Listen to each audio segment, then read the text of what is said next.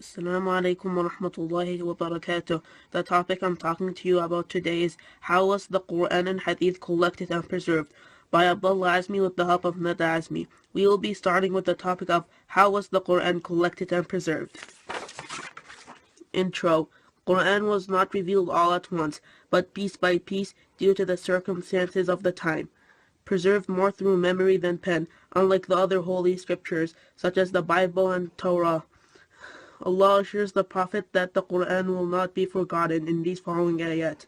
لا تحرك به لسانك لتعجل به إن علينا جمعه وقرآنه, which means don't speak with it quickly so then you will not forget. We will collect it for you and we will preserve it in your memory. Arabs at that time were distinguished by others with very good memory. The first stage of the collection and preservation was the Quran was before the Prophet's death. When the Quran would be revealed to the Prophet, intense heat would be around the Prophet, and when that heat would go away and the Prophet would start reciting, the Sahaba around him would start writing what the Prophet was saying, and when he was finished, he would check what they wrote. Sahaba would take what they wrote home, and everybody had different parts of the Quran, and they were not allowed to take it to enemy land, so then people might not take it and change it. Stage 2. In Khalifa Abu Bakr. In the time of Khalifa Abu Bakr, parts of the Quran were written on different materials, such as leather and bones. Many Huffaz died in the Battle of Al-Yamama, in which the Muslims fought against a false prophet. After that battle, Umar ibn al-Khattab suggested to Abu Bakr to collect all the parts of the Quran into one book. But Abu Bakr said, "How can I do something the Prophet didn't do?"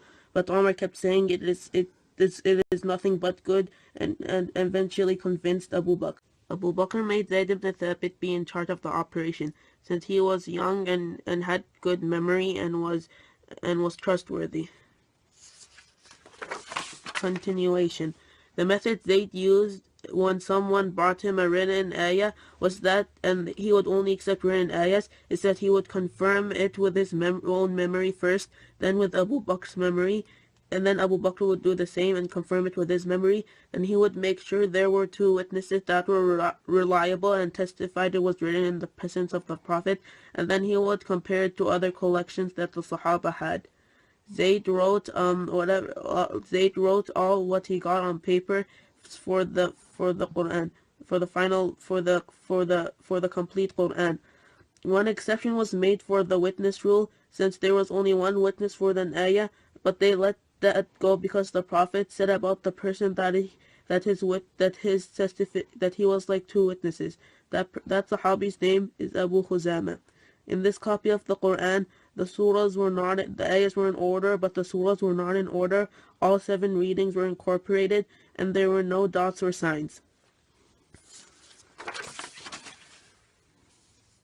Stage 3. Khalifa Uthman.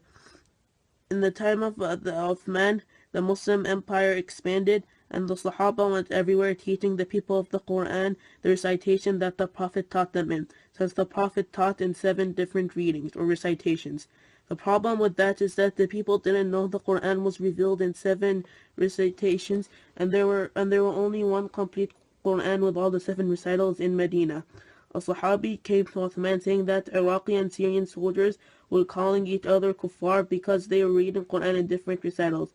This came to Uthman's attention, and after consulting with other Sahaba, Uthman made 5 copies of the Quran with all the surahs in order and with all 7 recitals incorporated, and were sent off to different places so people would know that there were 7 different recitals. Stage 4. Signs and parts. Later in time, people started adding dots, harakat, ajza, bukuls, and different symbols such as the sad and qaf. One reason they did this is so the Quran will be easier to memorize, and so its meaning won't change. Stage 5. The printing of the Quran. The first copy of the Quran was printed in Hamburg and is right now in Egypt. As the printing press gained popularity, more copies of the Quran were printed. The source for my project was a book called An Approach to the Quranic Sciences by Mufti Taqi Osmani. How was the hadith collected and preserved? A brief intro. Source: the book Sharh Nukhbat al-Fiqh by Ibn Hajar. Why bother preserve? Hadith is the second source of Islamic knowledge. Many Quranic ayahs say so. وَمَن يُطِعِ الرَّسُولَ فَقَدْ أَطَاعَ اللَّهَ, and قُلْ أَطِيعُوا اللَّهَ وَأَطِيعُوا الرَّسُولَ, and وَمَا يَنطِقُ عَنِ الْهَوَىٰ. The Sahaba asked to distinguish between the Prophet's personal preference and the commandments of Allah. Wahy would come to correct and guide the Prophet's actions. Prophet and Sahaba. Hadith was written privately and partially. The Prophet was careful to avoid confusion with wahi. Information didn't circulate in book form in that time, since it was not available. Sahaba took someone attributing something to Prophet very seriously. Umar radiallahu anhu would ask for witnesses and verify with experts. Sahaba would regularly ask Aisha radiallahu anha to verify.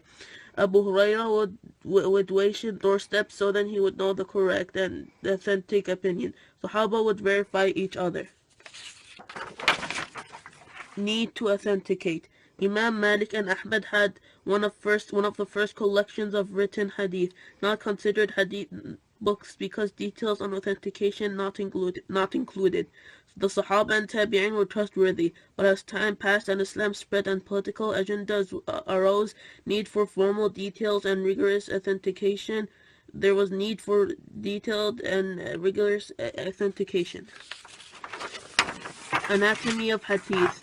The sanad is the chain of narrators. The matan was what the Prophet said or did. In order to verify this, you must verify the sanad. Ikhraj who verified it. For example, Bukhari or Muslim. Al-isnad min ad-din, lawla al-isnad laqala man sha'u ma sha'.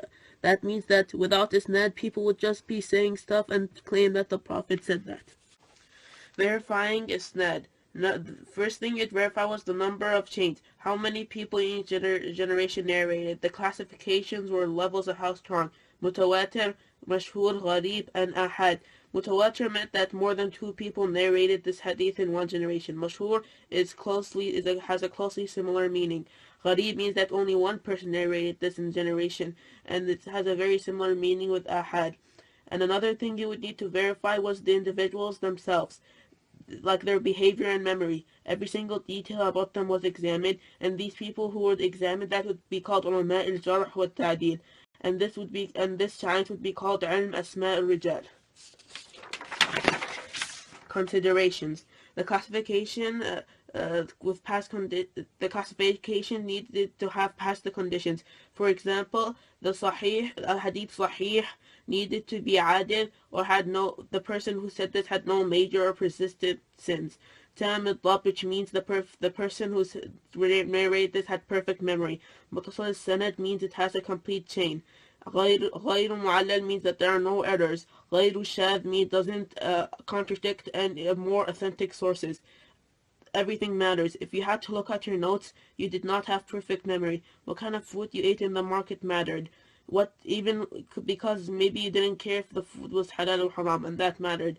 What word you used to indicate was different from each other. Like سمعت, حدثني, عن, قال. These aren't the same. Primary way in memory. Scholars recited hadith and entire chains of narration from memory on command. Organizations of topic and classification was a primary motive for writing. Scholars had different levels of strictness and criteria. Example, Bukhari required narrators to have met each other, not just exist at the same time. Written collections guaranteed that the hadith in them were authenticated. Now what? Most authentic texts after Quran are muttafaqun alayh, which means both Bukhari and Muslim agreed on that, and then Bukhari, then Muslim, then Sha'id al-Shaykhain, which means that both Muslim and Bukhari agreed on the narrator.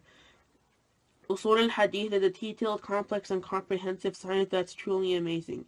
Trusting isnad, which is unique to Islam and most reliable method for receiving information. This science just tells us how reliable a hadith is, which hadiths are accepted for what purpose, and their interpretation for other science. Usul al-Fiqh. Jazakumullahu khairan for listening to my presentation.